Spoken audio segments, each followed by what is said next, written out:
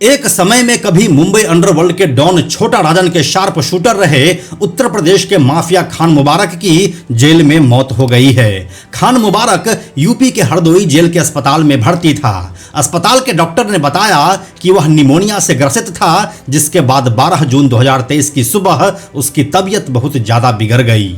UP के अंबेडकर नगर के रहने वाले खान मुबारक के खिलाफ यूपी के अलग अलग थानों में लगभग 40 केस दर्ज थे और उसका मुंबई अंडरवर्ल्ड से भी बहुत तगड़ा वाला कनेक्शन था। साल 2020 में खान मुबारक को लखनऊ जेल से हरदोई जेल में ट्रांसफर किया गया था और उस समय से वह वहीं पर रह रहा था। खान मुबारक की कहानी उतनी सीधी नहीं है जितनी आपको और हमें देखने में लगती है। जब हम आपको उनके क्राइम कुंडली के बारे में बताएंगे तो आपका यकीन करना मुश्किल हो जाएगा। तो चलिए अब ज्यादा भूमिका नहीं बांधते हैं और आपको सीधे खान मुबारक की कहानी पर लेकर चलते हैं। हेलो एंड नमस्कार, मेरा नाम है प्रशांत और आप देख रहे हैं बेजोड़जोरा.com का यूट्यूब चैनल। अंडरवर्ल्ड डॉन छोटा राजन के शार्प शूटर माफिया खान मुबारक का शुरुआती जीवन काफी नॉर्मल रहा था, लेकिन जब वह इलाहाबाद विश्वविद्यालय में पढ़ाई करने पहुंचा तो वह जुर्म की दुनिया में आ गया। उसके बारे में हम आपको बताते चलें कि वह अंडरवर्ल्ड डॉन जफर सुपारी का छोटा भाई था। जफर सुपारी ही वह शूटर है जो यूपी के लड़कों को छोटा राजन के गैंग में शूटरों के तौर पर सप्लाई किया करता था। इसके बाद खान मुबारक इलाहाबाद यूनिवर्सिटी में पढ़ाई करने लगा और इसी दौरान वह अपराध की दुनिया से जुड़ गया। इलाहाबाद विश्वविद्यालय से एमए की पढ़ाई कर रहे मुबारक ने एक क्रिकेट मैच में हिस्सा लिया। वह बल्लेबाजी करने के लिए क्रीज पर था। इसी दौरान वह एक शॉट खेलकर रन लेने के लिए दौड़ा, लेकिन तभी सामने वाली टीम ने उसे रन आउट कर दिया। वहां पर अंपायरिंग कर रहे अंपायर ने भी अपनी उंगली उठा दी और उसे आउट करार दे दिया। इसके बाद खान मुबारक ने भी विरोध किया, लेकिन इसका फायदा नहीं हुआ और मुबारक को क्रीज छोड़ना ही पड़ा। इस घटना के बाद वह इतना ज्यादा गुस्सा हो गया था कि मैच खत्म होने के बाद उसने अंपायर को गोली मारकर उसकी हत्या कर दी। इस घटना के बाद से खान मुबारक का क्राइम की दुनिया में सीधे सीधे एंट्री हो चुका था। इसके बाद जैसे जैसे समय बीता, खान मुबारक के आपराधिक जीवन में नए नए अध्याय जुड़ते चले गए। इस दौरान वह कभी पोस्ट ऑफिस लूटा तो कभी किसी बिजनेसमैन से रंगदारी मांगकर उसे मार डाला। कुछ ही सालों में खान मुबारक के अपराध का ग्राफ इतना ज्यादा बढ़ गया था कि यूपी का अंबेडकर नगर अपराधियों के मामले में एक्टिव टॉप 3 डिस्ट्रिक्ट में आ गया था। इसी पर बात करते हुए एक बार यूपी एसटीएफ के चीफ अमिताभ यश ने भी कहा था कि हमने आपराधिक रूप से एक्टिव जिलों की सूची बनाई, जिसमें अंबेडकर नगर टॉप 3 में आया। यहाँ और टांडा में कोई भी व्यापारी बिजनेस करता था तो उसे रंगदारी देनी होती थी और इन सारे अपराधों के पीछे खान मुबारक का नाम ही सामने आता था। अपराधी का अपराध जैसे जैसे बढ़ना शुरू होता है वैसे ही उसके दुश्मनों की संख्या भी बढ़ती ही जाती है। जब खान मुबारक अपराध के रास्ते पर तेजी से आगे बढ़ रहा था तब उसे मुन्ना बजरंगी नाम के एक स्पीड ब्रेकर से सामना हुआ। ये साल 2006 की बात हो रही है और इस समय मुख्तार अंसारी यूपी में राजा बनकर जी रहा था। मुन्ना बजरंगी उसी का शागिर्द था तो जाहिर सी बात है कि उसका पावर भी उसी लेवल का होगा। खान मुबारक और मुन्ना बजरंगी के बीच लफड़ा उस समय शुरू हुआ जब खान मुबारक ने मुन्ना बजरंगी की एक करीबी डॉक्टर से 25 लाख रुपए की रंगदारी मांग ली। इस बात का पता लगा मुख्तार के ही एक और शूटर और मुन्ना बजरंगी के सबसे खास संजीव जीवा को। यह बात संजीव जीवा ने मुन्ना बजरंगी को बता दिया। फिर शुरू हुआ खान मुबारक और मुन्ना बजरंगी के गैंग के बीच शूट आउट का खेल। ये शूट आउट कभी सीधे खान मुबारक और मुन्ना के बीच होती तो कभी दोनों के गुर्गों के बीच। इसके बाद यूपी एसटीएफ एक्टिव हो गई। इन अपराधियों के ऊपर दबिश देने के लिए एसटीएफ की टीम इलाहाबाद विश्वविद्यालय के हॉस्टल में घुसी। यहाँ पर पूर्वांचल के कई सक्रिय शूटर रहते थे जिनको वहां से गिरफ्तार किया गया। इन सब घटनाओं के बाद जब यूपी एसटीएफ ने अपना टॉप गियर लगाया तो खान मुबारक मुंबई भाग गया।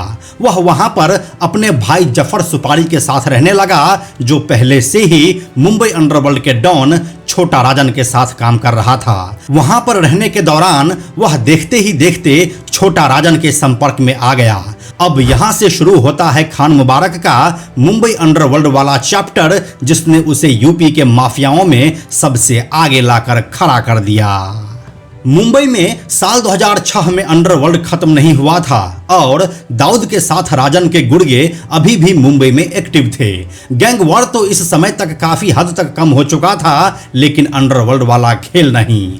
अंडरवर्ल्ड के गुर्गे अब मुंबई में ड्रग्स का बिजनेस करने लगे थे और इसमें सबसे बड़ा नाम था छोटा राजन के खास एजाज पठान का। इसी एजाज पठान से अमजद खान और हिमांशु चौधरी नाम के दो शख्स 50 लाख रुपए उधार लिया और उसे बिना चुकाए ही वह दाऊद के गुर्गों से जा मिला। इस समय तक राजन और दाऊद की दुश्मनी जगजाहिर हो चुकी थी, लिहाजा एजाज पठान ने यह बात राजन को बता दिया और राजन अब उन दोनों की नाम की सुपारी निकाल दिया। छोटा राजन ने इस मौके को गोल्डन अपॉर्चुनिटी के रूप में लिया और उसने सोचा कि अगर वह दाऊद के इन दो लोगों को उड़ा देते हैं तो मुंबई में एक बार फिर से उसकी धमक कायम हो जाएगी। अब राजन का सारा ध्यान इस प्लान को एग्जीक्यूट करने में लग गया। 16 अक्टूबर 2006 का दिन मुंबई पुलिस की एक वैन हिमांशु और अमजद को एक मामले में पेशी के लिए बॉम्बे हाई कोर्ट लेकर जा रही थी। रास्ते में काला घोड़ा नाम का एक चौराहा पड़ता है। यहीं पर पुलिस वैन को चारों ओर से घेर लिया गया और गोलियों की बौछार शुरू कर दी गई। ये गोलियां तब तक चली जब तक वैन के अंदर बैठे लोगों के जिस्म ठंडे नहीं हो गए। काम पूरा हो गया था और छोटा राजन एक बार फिर से दाऊद के ऊपर भारी पड़ा था। दिन दहाड़े हुआ यह हत्याकांड मुंबई अंडरवर्ल्ड के इतिहास में काला घोड़ा शूट आउट के नाम से दर्ज हुआ। मुंबई क्राइम ब्रांच ने मौके से ही बच्चा पासी, जफर सुपारी और खान मुबारक को अरेस्ट कर लिया।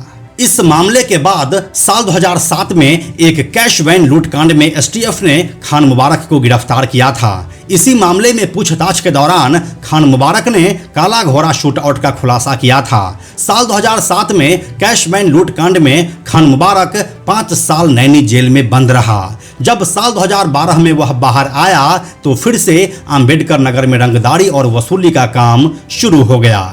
वहीं इसी बीच शूटर ओसामा की हत्या में उसका नाम सामने आया। इस मामले सहित कई अन्य केस में भी खान मुबारक जेल गया, लेकिन सबूत और गवाह न मिलने पर साल 2016 में बाहर आ गया। साल 2017 में बसपा नेता जुरगाम मेहंदी पर जानलेवा हमला कराया गया। इसमें मेहंदी को आधा दर्जन गोली भी लगी, पर वह किस्मत से बच गए। इसके बाद उसे लखनऊ से यूपी एसटीएफ ने अरेस्ट कर लिया। फिर एक साल बाद साल 2018 में जुरगाम मेहंदी पर वापस हमला किया गया और इस बार मेहंदी की मौत हो गई। कथित तौर पर खान मुबारक को इस हत्या का जिम्मेदार माना गया। खान मुबारक अंडरवर्ल्ड डॉन छोटा राजन के शार्प शूटर में शामिल था। छोटा राजन ने उसके साथ मिलकर अंडरवर्ल्ड डॉन दाऊद इब्राहिम के खिलाफ एक गैंग बनाया था, जिसकी कमान खान मुबारक को दी गई थी। खान मुबारक ललितपुर जिला कारागार में सितंबर 2020 से सितंबर 2021 तक बंद रहा। इसके बाद लखनऊ और फिर महाराजगंज जिला जेल में उसे भेज दिया गया। इसके बाद उसे हरदोई की जेल में शिफ्ट किया गया था। मीडिया रिपोर्ट के अनुसार हरदोई जेल में आने के समय से ही वह बीमार चल रहा था। लखनऊ में कोर्ट परिसर में माफिया संजीव माहेश्वरी उर्फ संजीव जीवा के हत्या के बाद से उसकी बेचैनी बढ़ने लगी थी और उसकी तबीयत भी तेजी से बिगड़ती जा रही थी। Deputy CMO doctor Pankaj Mishra ने बताया कि निमोनिया की बीमारी की वजह से वह लंबे समय से परेशान थे और फिर सोमवार 12 जून 2023 को हार्ट अटैक होने से खान मुबारक की मौत हो गई और इस बात की पुष्टि उसके पोस्टमार्टम रिपोर्ट से की गई थी। तो यही थी यूपी के माफिया और छोटा राजन के शार्प शूटर खान मुबारक की पूरी कहानी। यह जानकारी आपको कैसी लगी हमें कमेंट सेक्शन में लिखकर जरूर बताइए। यूपी के और किस माफिया की कहानी को आप देखना चाहते हैं यह भी हमें कमेंट करके बताइए। हम जल्दी मिलते हैं आपसे एक नए कहानी के साथ। अंत में एक और ज़रूरी बात, हमने बेजोड़ जोड़ा का एक टेलीग्राम चैनल भी बनाया है जहां आपको हमारे सारे वीडियोस के लिंक सबसे पहले मिल जाएंगे। इसलिए आप लोग टेलीग्राम पर भी हमसे जुड़ें। टेलीग्राम पर हमसे जुड़ने के लिए सिंपली आप टेलीग्राम ऐप के सर्च में जाकर बेजोड़ जोड़ा लिखिए और चैनल पर जाकर ज्वाइन बटन क्लिक कर दीजिए। आप हमसे जुड़ जाएंगे। यह वीडियो अगर आपको पसंद आया तो इसे लाइक और शेयर जरूर करें। आने वाले वीडियोज़ के लिए बेजोड़ जोड़ा को सब्सक्राइब करके बेल आइकन को टच करना ना भूलें। Thank you so much.